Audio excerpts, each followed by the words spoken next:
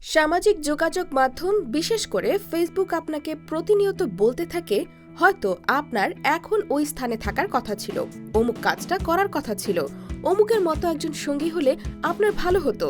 ফলে নিজের মধ্যে বা বর্তমানে আপনি আত্মতৃপ্তি খুঁজে পান না, বরং অপরের ভেতর খুঁজতে থাকেন। ফলে আপনি কে, আপনার কি আছে, এসবে আপনি সন্তুষ্ট থাকেন না। এক কথায় বর্তমান আপনাকে সুখী করতে পারে না। সুখের একটা মিথ্যা মোহের দুষ্টচক্রে আটকা পড়ে ক্রমাগত আপনি অসুখী হতে থাকেন। সামাজিক যোগাযোগ মাধ্যম ব্যবহারের ফলে মানুষের মনোযোগ ধরে রাখার ক্ষমতা কমছে তো কমছেই, সেই সঙ্গে পাল্লা দিয়ে বাড়ছে মানসিক চাপ, উদ্বেগ, অস্থিরতা, হতাশা আর অনিদ্রা। স্থূলতা, রোগ প্রতিরোধ ক্ষমতা কমে যাওয়া আর হৃদরোগ এগুলোরই বাই প্রোডাক্ট।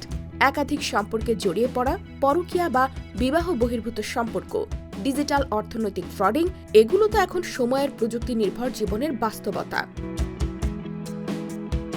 যুক্তরাষ্ট্রের ইউনিভার্সিটি অব বাথের গবেষণা বলছে আপনার সময় আর এনার্জি সবচেয়ে বেশি অপচয় হয় তিনটি খাতে। একেবারে প্রথম অবস্থানে আছে সামাজিক যোগাযোগ মাধ্যম, দ্বিতীয় অবস্থানে অর্থহীন অতিরিক্ত দুশ্চিন্তা ও তৃতীয় অবস্থানে রয়েছে অর্থহীন সম্পর্ক। আর এই তিনটা কারণের সঙ্গে প্রত্যক্ষ ও পরোক্ষভাবে জড়িয়ে রয়েছে সামাজিক যোগাযোগ মাধ্যম।